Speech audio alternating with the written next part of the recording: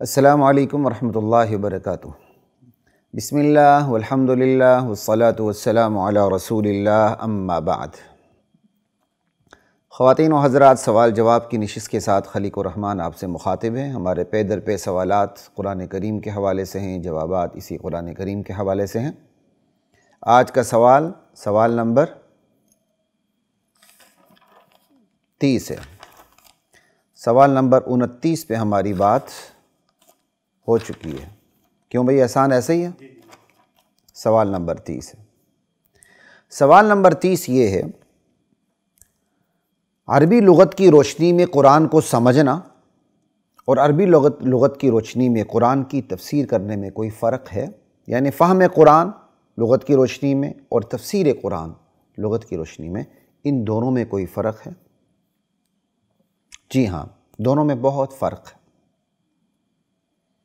بعض بلکہ بہت سے لوگ اپنی کم علمی کی وجہ سے یا غیر شعوری طور پر دونوں میں فرق کو نظر انداز کر دیتے ہیں۔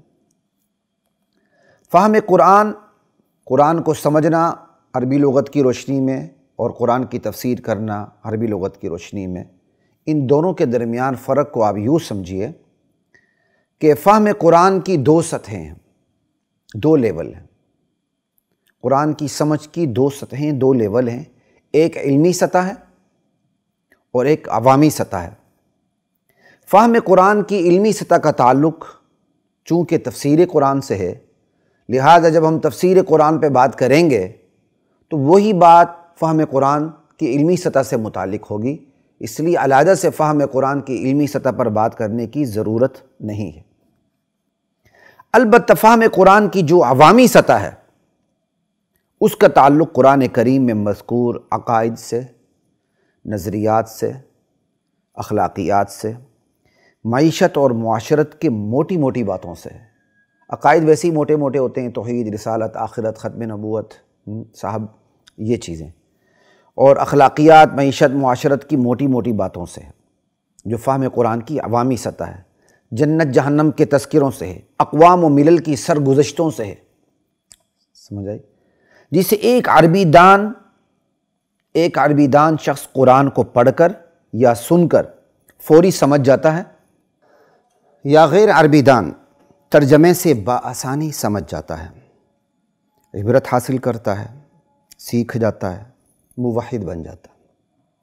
ایسے میں یہ کہنا بالکل برحق اور بجا ہے کہ لغت عربی کی روشنی میں، یعنی محض عربی دانی، الفاظ کے معنی کو جاننے یا ترجمہ کی بنیاد پر علم قرآن کی جو یہ عوامی سطح ہے بالکل مفہوم ہو جاتی ہے، سمجھ شریف میں آ جاتی ہے۔ لیکن فہم قرآن کی اس عوامی سطح کی بنیاد پر یہ کہنا کہ لغت کے زور پر، یعنی محض عربی دانی کے زور پر کہ عربی کے الفاظ کا محض ترجمہ آ گیا، اس زور پر تفسیر قرآن کی جا سکتی ہے، اس سے بڑی جہالت اور اس سے بڑا بلنڈر کوئی نہیں ہو سکتا۔ تفسیر قرآن کی تفسیر کرنا ایک علمی سطح ہے، جہاں محض عربی دانی کافی نہیں ہوتی۔ عربی کے الفاظ کو جان لینا کافی نہیں ہوتا، وگرنہ تمام اہل زبان مفسرین ہوتے ہیں، تمام اہل زبان، تمام عربی مفسرین قرآن ہوتے ہیں۔ اصل میں اس میں ہماری سماج کی سائیکی کا بھی بہت بڑا دخل ہے۔ ہم اپنے بچے کو کسی برانڈ کے اسکول میں داخل کرواتے ہیں نا، وہ جب انگلش کے دو لفظ بولنے لگتا ہے، ہم کہتے ہیں واہ ہمارا بچہ بڑا ذہین ہے، بڑا پڑھا لکھا بن رہا ہے۔ یعنی ہم نے اپنے آقاؤں کی زبان کو، جنہوں نے ہمارے باپ دادوں کو کھوتوں کی طرح استعمال کیا، جب ہمارا بچہ ٹیڑھا منہ کر کے اس کو بولنے لگتا ہے تو ہم اس بچے کو پڑھا لکھا سمجھنے لگتے ہیں، اور بہت بڑے پڑھے لکھے کو اگر انگلش نہ آئے تو ہم اسے ان پڑھ سمجھتے ہیں۔ یہی سائیکی ہم نے قرآن کے بارے میں بھی استعمال کرنی شروع کر دی ہے، کہ جسے وہ لگتی ملتی جلتی، پوری تو بات نہیں ہے، مشابہت من وجہ ہے، کہ جسے عربی کے الفاظ آ جائیں ہم سمجھتے ہیں کہ بس یہ تفسیر قرآن کر سکتا۔ جیسے بالکل انگلش کے دو لفظ ہمارا بچہ بولنا شروع کر دے، ہم اسے بہت بڑا یعنی پڑھا لکھا پتہ نہیں کیا سمجھتے ہیں، کہ یہ تو بس ابھی سکندر اعظم بن چکا ہے۔ بہرحال عربی کے الفاظ کے معنی کو جان لینا کافی نہیں ہوتا تفسیر قرآن کے لیے، وگرنہ تمام اہل عرب مفسرین قرآن ہوتے ہیں۔ محض عربی کے الفاظ کو جان کر تفسیر قرآن کر لینا یا سمجھ لینا، یہ تو بالکل ایسا ہی ہے جیسے ایک شخص پیناڈول کے فوائد و نقصانات کو جان کر ڈاکٹری کا دعویٰ کر بیٹھے، یا ان پٹ آؤٹ پٹ ویلاسٹی کو سمجھ کر انجینئر ہونے کا دعویٰ کر دے، یا دستور پاکستان کو پڑھ کر رٹ کر اس کی ایک دفعہ کو جان کر مان کر سمجھ کر سمجھا کر خود کو قانون دان باور کرنے لگے، یا ڈیمانڈ اور سپلائی کے اصول کو سمجھ کر خود کو ماہر معیشت سمجھنے لگے۔ اللہ اکبر! یاد رکھیے، تفسیر القرآن باللغہ، جب تفسیر القرآن باللغہ یعنی لغت کی روشنی میں تفسیر قرآن کی بات کی جاتی ہے تو ایسے میں لغت سے مراد محض عربی دانی نہیں ہوتی۔ کہتے ہیں نا لغت عربی کی روشنی میں قرآن کی تفسیر کرنا، ایسے میں لغت عربی سے مراد محض الفاظ کو جاننا نہیں ہوتا، محض عربی دانی نہیں ہوتی، بلکہ فصحی عربی، کلاسیکل لینگویج، فصحی عربی سے متعلق تمام علوم اس میں شامل ہوتے ہیں، جس میں صرف ہے، نحو ہے، بلاغہ ہے، اصول الفقہ ہے، اسالیب قرآن ہیں، سمجھ آئی؟ خود فقہ کی تعبیرات ہیں، اصول تفسیر قرآن جیسے علوم قابل ذکر ہیں اس میں۔ پھر اس میں تفسیر قرآن کے نبوی مزاج، صحابہ اور خیر القرون کے تفسیری مزاج کی رعایتیں بھی اس میں داخل ہو جاتی ہیں۔ یہی فہم قرآن کی علمی سطح ہے جو عوامی سطح سے بہت بلند، بالا، برتر، اعلیٰ اور عرفہ ہوتی ہے۔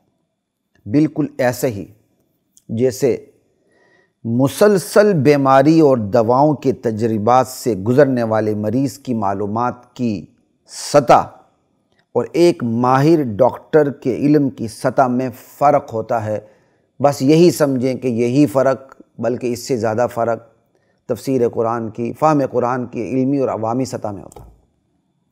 مریض اور ڈاکٹر کی مثال میں نے اس لیے دی اور زیادہ مناسب بھی اس لیے لگی کہ ہمارے معاشرے کے مریض بھی خود کو ڈاکٹر سمجھنے لگتے ہیں، بالکل ایسے ہی جیسے ہمارے سماج کا روحانی مریض خود کو مفسر قرآن گرداننے لگتا ہے۔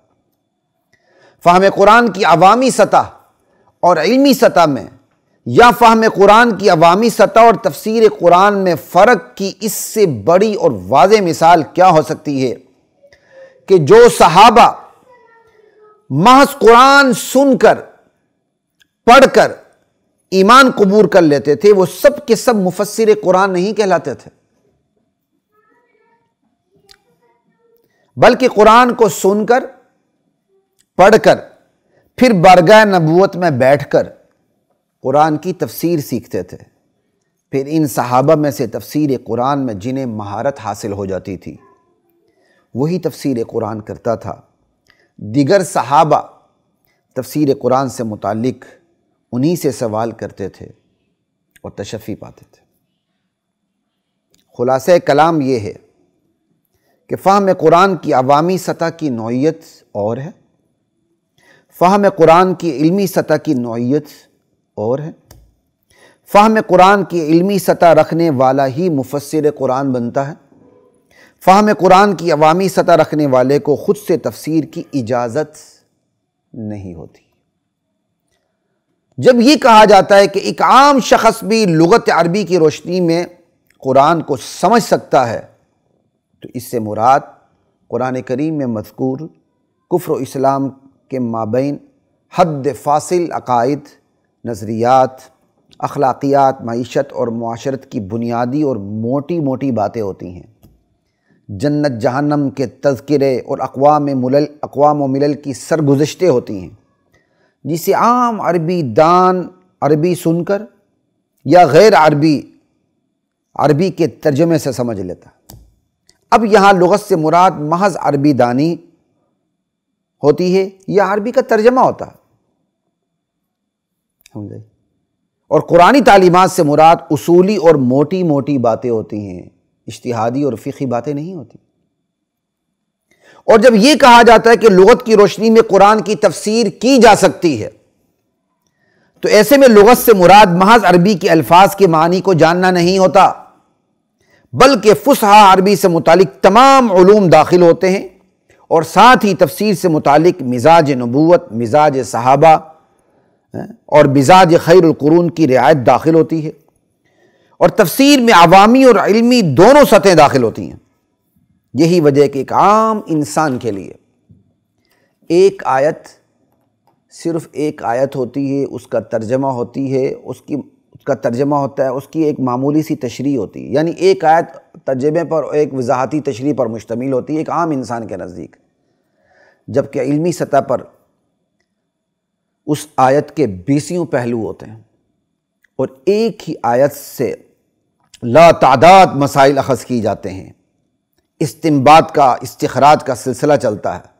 ایک آیت کے تحت فقہا کے استنباط کے طریقے مختلف ہو جاتے ہیں، علتیں مختلف ہو جاتی ہیں، حکم مختلف ہو جاتا ہے، ریزننگ جدا جدا ہو جاتی ہے، تعبیرات تک مختلف ہو جاتی ہیں۔ عوامی سطح کا بندہ کیا جانے اس علمی سطح کو؟ اللہ اکبر! لوگ اتنا بھی نہیں سوچتے کہ دستور کی چند دفعات پر پورا ملک چل رہا ہوتا ہے۔ دستور کی چند دفعات پر پورا ملک، صرف 1973 کے دستور کو دیکھ لیں، وہ چند دفعات ہی ہے نا، آج تک چل رہا ہے، پورا ملک چل رہا ہوتا ہے۔ اب اس دستور کی چند دفعات کی تشریح کون کرتا ہے جس سے پورا ملک چل رہا ہے؟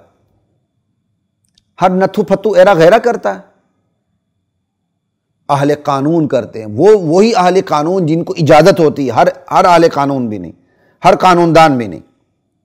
تو یہی سوچ لیں قرآن کی دفعات کا، قرآن کی چند دفعات ہے نا، قانونی دفعات تو بہت کم ہے، اصولی باتیں کرتا ہے قرآن کریم، ان دفعات کی تشریح، تعبیر کون کرتا ہے؟ اہل قرآن، جنہیں تفسیر قرآن کا ملکہ حاصل ہوتا ہے، لغت عربی اور اس کے متعلقہ تمام امور پر ان کو دسترس حاصل ہوتی ہے، تقوی اس پر مزید ہوتا ہے۔ لا الہ الا اللہ واللہ اکبر۔ بہرحال اگر آپ خود مفسر قرآن نہیں ہیں،